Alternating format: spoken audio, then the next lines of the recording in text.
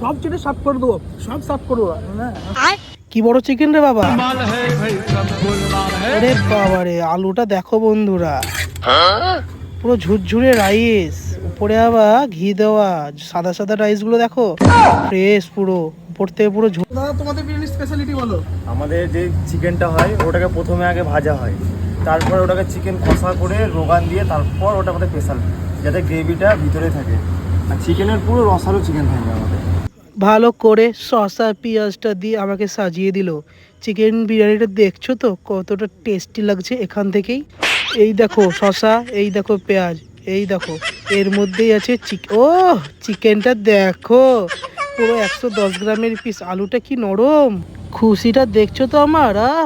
মুখের মধ্যে দিয়ে দিলাম তাড়াতাড়ি, ভালো করে আলুটা দিলাম রাইসের ওপর, একটু চিকেন ছিঁড়ে নিলাম, এইবার নিয়ে মুখের মধ্যে চালান করে দেবো।